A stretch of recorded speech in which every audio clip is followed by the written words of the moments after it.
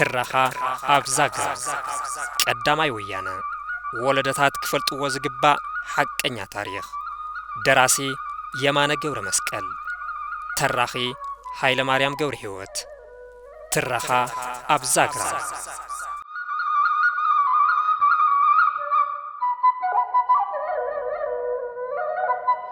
ሉር ራስ መንገሻ ስዩም ንትግራይ ኣብዘም ማሓደሩለን 13 ዓመታት ካብ 1953 ክሳብ 1966 ዓመተ ምህረት ትግራይ ብትርግያ ዓይን ዓራት ክንገብራ ኢና ብዝብል ጭርሖም ዳርጋ ኩለን ኣውራጃታት ምስ ኣብ ትሕቲአን ዝነበራ መብዛሕትአን ወረዳታት ክተኣሳሰራ ገይሮምዎ ነይሮም።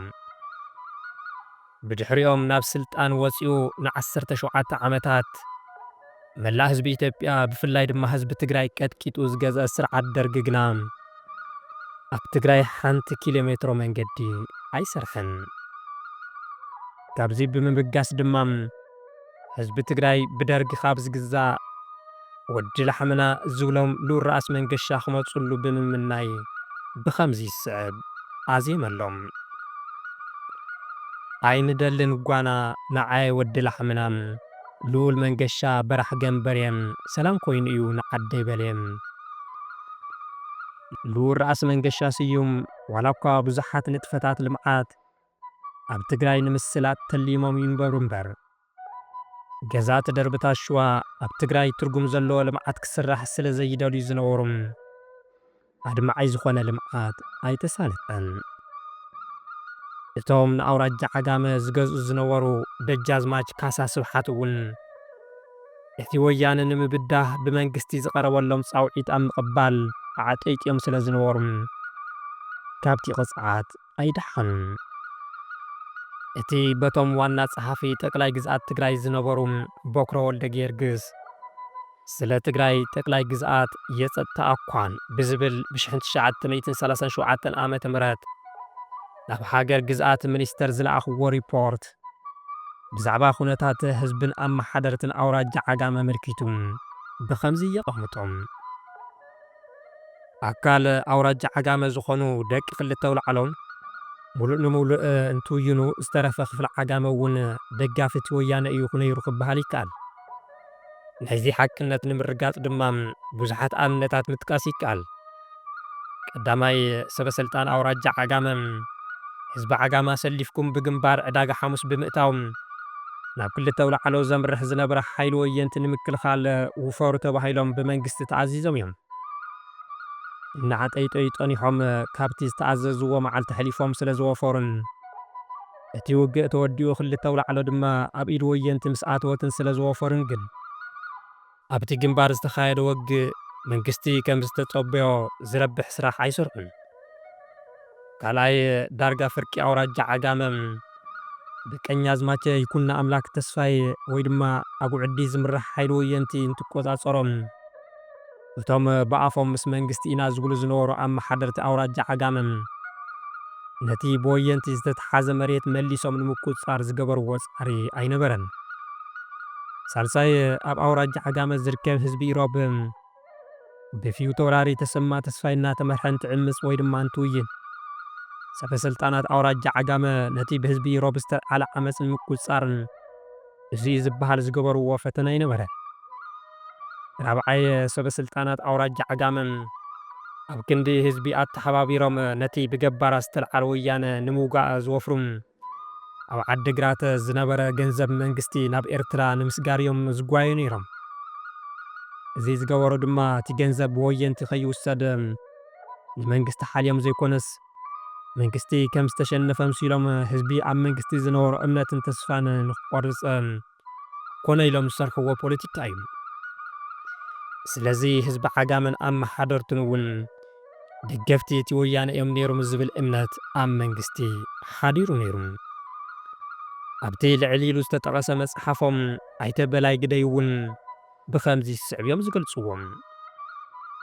ደጃዝማች ካሳ ስብሓት ኣብ መጀመርያ ወየንቲ ደረተይ ጥሒሶም ናብ ግዝኣተይ እንተዘይመፅኦምን እዩ ኣሕዋተይ ክወግእ ኣይወፍርን ኢሎም ኣዓጠይጥዮም ስለ ዝነበሩ ብወያነ ይድግፍ እዩ ተባሂሎም ብመንግስቲ ተጠርጢሮም ነይሮም። ብኡ ዝተልዓለ ድማ ብዝተፈላለዩ ሰበባት ተወንጅሎም ብመሓይር ክእሰሩ ተገበረ። ኣብ መሓይር ነዊሕ እዋን ምስ ጸንሑ ብጓሃን ሕርቃንን ብዙሓት ንሞት ተሳጢሖም እዮም። ብሻለቃ ኣሉላ በቀለ ዝምራሕ ሰራዊት መንግስቲ ናብ ከባቢታት ድድብዳ ደርጊ ዓጀን ብምዝማት ነቲ መራሕቲ ወያነ ከንግስዎ እዮም እናተባሃለ ዝውረየሉ ዝነበረን ናይቲ እዋን ሰገን ልጅ ክፍለጽዮን ጉግሳ ወይ ድማ ወዲ ራእሲ ጉግሳ ርኣያም ንምሓዝ ገዛ ገዛ እናፈተሹ ኣለሽዎም።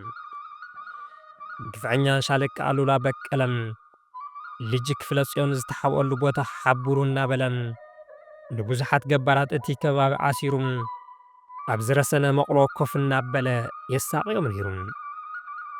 ልጅ ክፍለጽዮን እውን ኣብ ከባቢ ድድባ ደርጊ ዓጀን ብጥቆማ ተታሒዙ ናብ ኣዲስ ኣበባ ተወሲዱ ተኣሰረ። ነዊሕ ግዜ ድማ ብመሓይር ተኣሲሩ ተቐመጠ።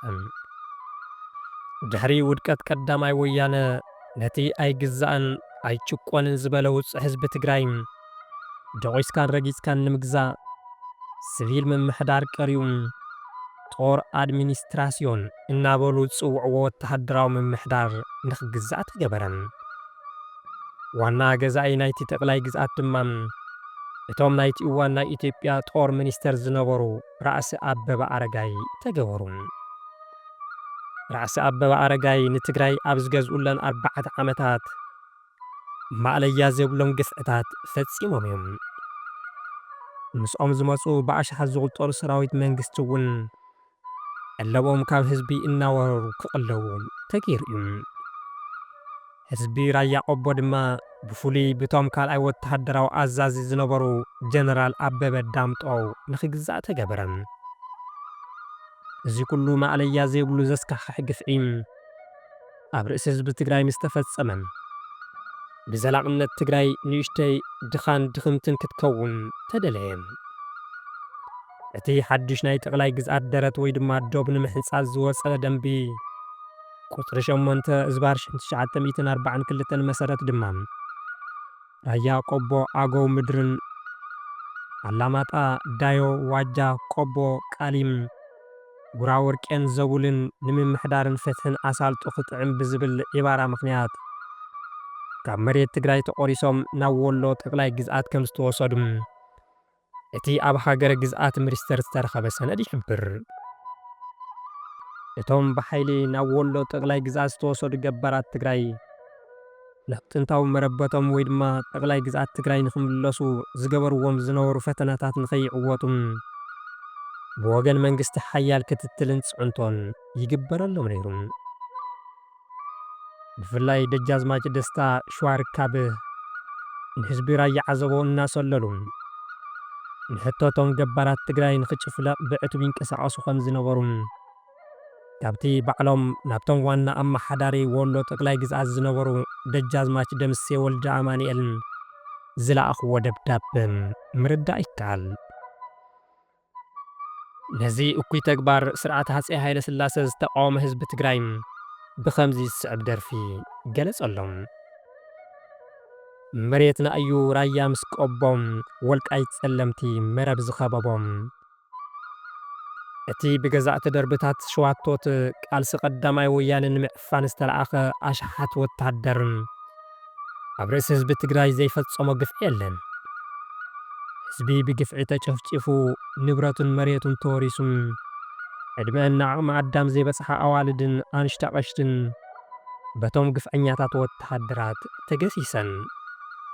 እዚ ኣብ ህይወትን ንብረትን ተጋሩ ዝበጽሕ ዕንወት ኣብ ትግራይ ሕሱም ድኽነት ጥሜትን ሕማምን ንኽስፋሕፋሕ ኣፍ ደገ ኸፊት እዩ። ብፍላይ ኣብ ራያ ዓዘቦ እቲ ወራር ዝፈጠሮ ጥሜት ህዝቢ ዝበልዖ ሲኢኑ ኣብ ዓብዪ ሓደጋ ወዲቑ ከም ዝነበረን ካብቲ ፊታውራሪ የማነ ሓሰን 1937 ዓ.ም ናብ ራእሲ ኣበበ ኣረጋይ ዝጸሓፍዎ ደብዳቤ ምርዳእ ይከኣል። ገዛእቲ ደርብታት ሸዋ ከምታ ዝተመነይዋን ንእሽተይን ድኻን ትግራይ ኮነት። ነዛ ጸባብን ድኻን ትግራይ ተደጋገምቲ ሰብ ሰራሕን ተፈጥሮኣውን ሓደጋታት እናተፈራረቑ ደቆስዋን። ካብ 1928 ክሳብ 1933 ዓመተ ምህረት ወራር ፋሽስት ጣልያን ካብ 1934 ዓመተ ምህረት ጀሚሩ ድማ ወራርን ጭቆናን ገዛእቲ ደርብታት ሸዋ ኣብ ርእሲ ህዝቢ ትግራይ ተጻዒኑ እናሃለወን ተፈጥራዊ ሓደጋ እውን ተደረኹ።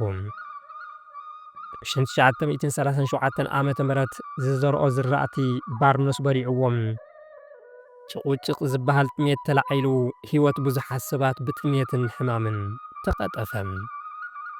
ካብ 1940 ክሳብ 1941 ዓመተ ምህረት ክረምቲ ሕፅረት ዝናብ ኣጋጢሙ ስለ ዝነበረ ድርቂ ተኸሲቱ ኣካሒዳ ዝበሃል መጠነ ሰፊሕ ጥሜት ተላዒሉ ብዙሕ ሰብ ብሕሱም ጥሜትን ተላባዲ ሕማምን ሞይቱ እዩ። 1942 ዓመተ ምህረት በቂሉ ዝነበረ ጽቡቕ ኣዝመራ ኣብ ቀውዒ ወቕቲ ዘይሓለወ ከቢድ ዝናብ ንነዊሕ ግዜ ብምዝናቡ ዝራእቲ ጠፊኡ እዩ። እቱ ዝኣተወ ውሕድ እኽሊ እውን ብበዝሒ ማይ ስለ ዝተባላሸወ ተሰንኪቱ በጥረቕረቕ ወይ ድማ በጠቕጠቕ እናበለ ካብ መጎጎ ምውፃእ ይኣቢ ስለ ዝነበረ ብጥራቕ ወይ ድማ በጠቆ ወይ እምቕ ዝበሃል ጥሜት ተላዒሉ ብዙሕ ህዝቢ ሞይቱ እዩ። 1951 ዓመተ ምህረት በቂሉ ዝነበረ ጽቡቕ ዝራእቲ ብኣንበጣ ተበሊዑ ዘመነ ኣንበጣ ዝበሃል ኣዝዩ ሕሱም ጥሜት ተላዒሉ ኣዝዩ ብዙሕ ህዝቢ ብጥሜትን ተላባዲ ሕማምን ሃሊቑ እዩ። ብዘመን ኣንበጣ ህፃናት ጡብ ዝሞታ ኣዴታቶም ክጠብዩ ዝተረኣይሉ ኣዝዩ ሕሱም ዘመን እዩ። ኣዴታት እውን ኣብ ዝባነን ዝሓዘሎ ህፃን ብህይወት ምህላውን ምማቱን ንምርኣይ በብደቂቁ ንድሕሪተን እናተመለሳ ቁልሕ እናበላ ይኸዳ ነይረን። ኣብቲ ዘመን ዝሞተ ህዝቢ ካብ ምብዝሑ ዝተለዓለ ዝቐብሮ ስለ ዝሰኣነን ኣሞራን ዝብእን ይበልዕዎ ነይሮም። ቀባሪ ዝረኸበ ሬሳ ከም ገይፂ ይርአ ነይሩ። ኣብቲ እዋን ዝሞተ ሬሳ ምብላዕ ዝለመዱ ኣዛብ ደጎልቲ ሒሶም ናብ ገዛ እናኣተው መሬት ብቐትሩ ሰብ ይበልዑ ነይሮም። መስፍን ወልደ ማርያም ከም ዘቐመጥዎም ካብ 1950 ክሳብ 1966 ዓመተ ምህረት ኣብ ትግራይን ወሎን ጥራሕ ካብ 700,000 ክሳብ 1,100,000 ዝኸውን ህዝቢ ብጥሜትን ተላባዲ ሕማምን ሃሊቑ እዩ። ኣይጭቆንን እናበለ ንገዛእቲ ደርብታት ሸዋ ምግዛእ ዝሓንገደ ህዝቢ ትግራይ ብሰንሰለት ጥሜትን ተላባዲ ሕማምን ስለ ዝተኣሰረ ሰጥ ለጥ ኣቢሎም ንምግዛእ ተመችወሎም። ኣብ ክንዲ ዝጠመየ ህዝቢ ሓገዝ ምቕራብን ዝተጻዕኖ ድኽነትን ሕሱም ጥሜትን ተረኣዩ ካብ ዕዳን ግብርን ነፃ ዝገብርዎም በብዓመቱ ዓይነትን መጠንን ግብሪ እናወሰኹ ኸዱ። ገዛእቲ ደርብታት ሸዋ ተጋሩ ክፍኣቶም ስለ ዝበዝሐ ሃይለ ስላሴ ሰራዊት ልኢኾም ምስ ኣጥፍእዎም እግዚኣብሔር እውን ንሃይለ ስላሴ ደጊፉ እኹሉን ሰዓርን ኣጥፊእዎ እናበሉ ኣብ ርእሲ ህዝቢ ትግራይ ይብድቁ ነይሮም። ኣረጋዊ በርሀ እውን ብዛዕባ ብሄራዊ ወፃ ህዝቢ ትግራይ ኣመልኪቱ ኣብቲ ልዕል ክብል ዝጠቐስናዮ መፅሓፉ ከምዚ ብምባል ብዘሕዝን መልክዑ ይገልጾም። ብባዕዳውያን ወረርቲ ኣውሮፓን ገዛእቲ ደርብታት ሸዋን ኣብ ልዕሊ ህዝቢ ትግራይ ዝተፈጸመ ተደጋጋምቲ ወራራትን ጅምላዊ ጨፍጫፍን ህይወት ብዙሓት ተጋሩ በሊዖም እዮም። ብሰንኪ ተፈጥራዊ ሓደጋታት ዝለዓሉ ዝነበሩ ተደጋጋምቲ ጥሜትን ተላበድቲ ሕማማትን እውን ብተመሳሳሊ ህይወት ብዙሓት ተጋሩ ኣጥፊኦም እዮም። ብሰንኪ ዞም ዝተጠቐሱ ሰብ ሰራሕን ተፈጥራውን ሓደጋታት ድማ ዲሞግራፊያዊ ቅርፂ ህዝቢ ትግራይ ንልዕሊ 100 ዓመታት ተዛዊዑ ጸኒሑ እዩ።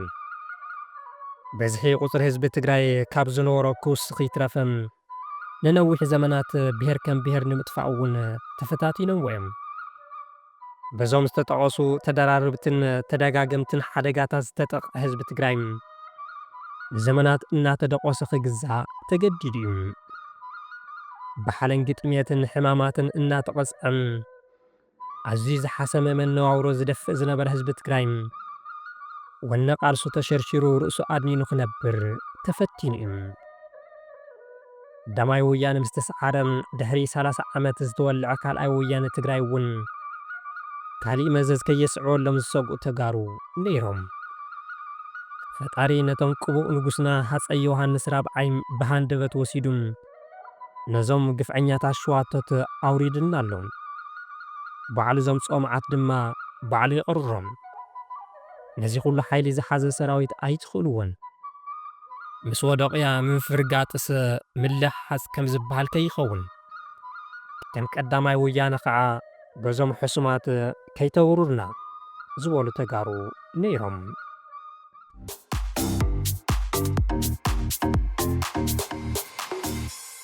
ትረኻ ኣብ ዛግራ ቀዳማይ ወያነ ወለደታት ክፈልጥዎ ዝግባእ ሓቀኛ ታሪኽ። ደራሲ የማነ ገብረ መስቀል፣ ተራኺ ሃይለ ማርያም ገብረ ሕይወት። ትረኻ ኣብ ዛግራ